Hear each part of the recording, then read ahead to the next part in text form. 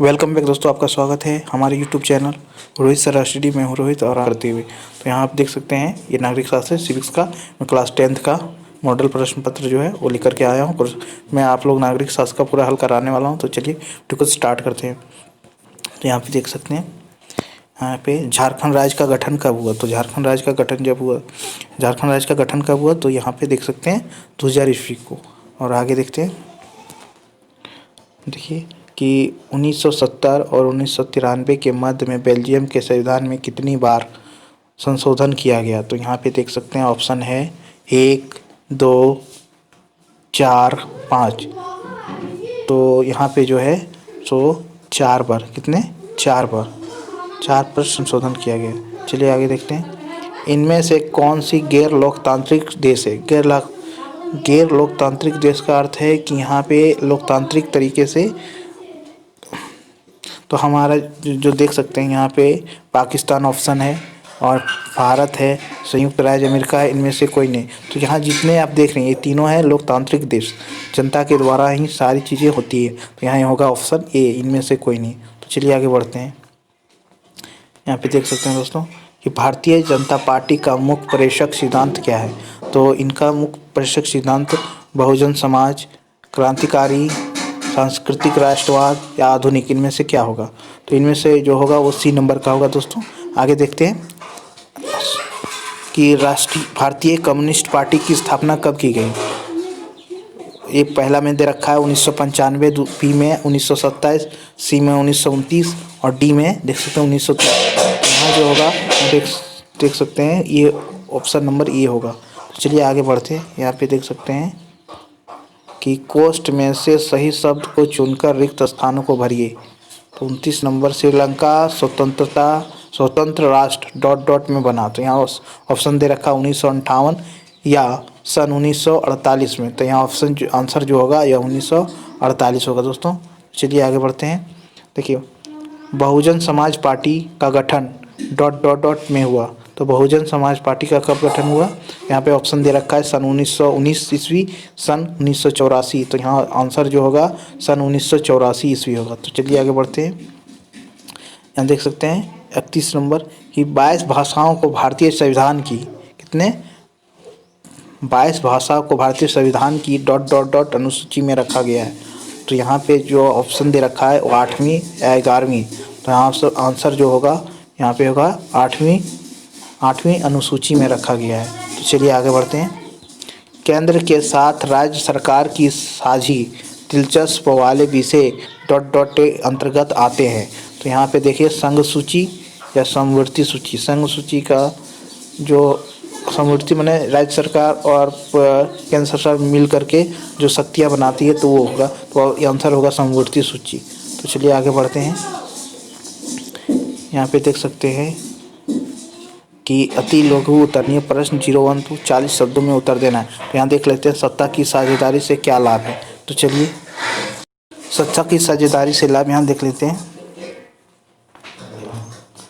कि सत्ता की साझेदारी से देश में रहने वाले किसी भी व्यक्ति के बेगाने का एहसास नहीं होता है।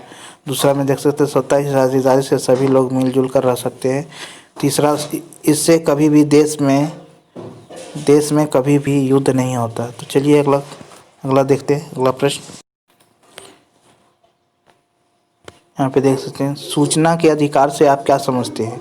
तो सरकार तथा उसके काम कार्य के बारे में जानकारी प्राप्त करने के अधिकार को सूचना का अधिकार कहा जाता है। तो चलिए आगे देख लेते हैं।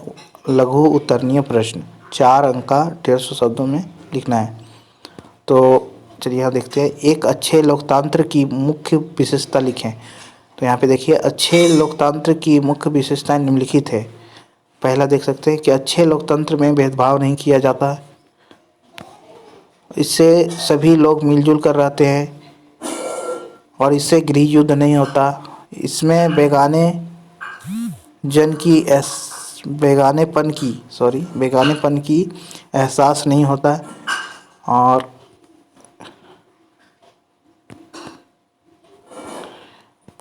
इस अच्छे लोकतंत्र सबके लिए समान अधिकार होता है।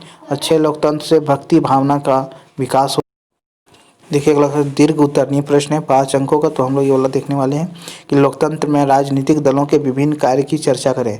तो यहाँ पे देखिए हम लोग चर्चा करते हैं। चलिए आइए। लोकतंत्र में राजनीतिक दलों के निम्नलिखित कार्य हैं। राजनीतिक दल का चुनाव लड़ते और या कोशिश करते हैं कि चुनाव में उनके उम्मीदवार की जीत हो। अगला पॉइंट, यह राजनीतिक दल देश में व्यर्थ समस्याओं को जनता के सामने रखकर जनता में जागरूकता पैदा करते हैं। राजनीतिक दल में देश के कानून निर्माण में महत्वपूर्ण भूमिका अदा करती है।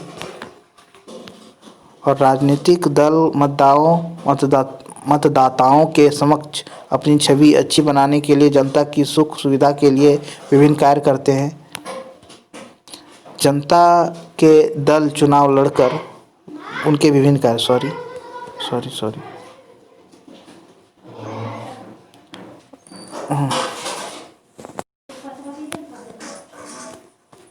राजनीतिक दल का चुनाव लड़कर सरकार की गठित करते हैं।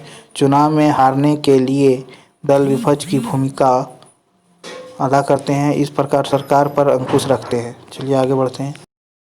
ये क्वेश्चन देख लेते हैं। विकेंद्रीकरण किसे कहते हैं और इसकी आवश्यकता क्यों पड़ती है और कारण लिखें। तो चलिए देख लेते हैं। सत्ता की साझेदारी, जब केंद्र सरकार और राज्य सरकार से शक्तियां को लेकर के स्थानीय सरकार को दी जाती है।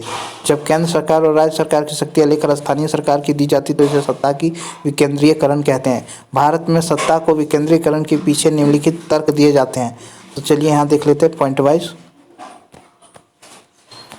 तो पहला है, भारत में बहुत से राज्य जैसे उत्तर प्रदेश, राजस्थान आकार इतना बड़ा है कि राज्य की सरकार इसे पूरा ध्यान नहीं दे पाते, इसलिए स्थानीय स्तर पर सत्ता का विकेंद्रीकरण करना जरूरी है।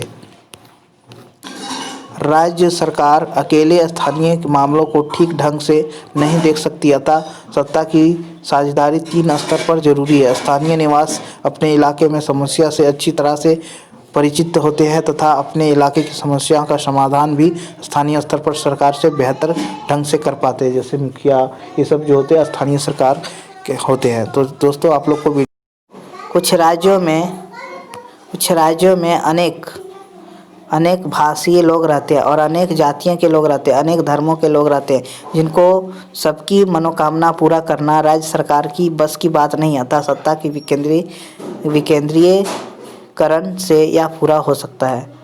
तो चलिए दोस्तों आप लोग को वीडियो अच्छा लगा होगा। अगर अच्छा लगा तो वीडियो को लाइक कीजिए, शेयर कीजिए और हम नए आए तो चैनल को जरूर सब्सक्राइब कीजिए। मैं पूरा मॉडल प्रश्न और VVI क्वेश्चन में लेकर के आने वाला हूँ बहुत जल्द। तो दोस्तों आज के लिए इतना ही। धन्यवाद। जय हिंद, वंदे मातरम।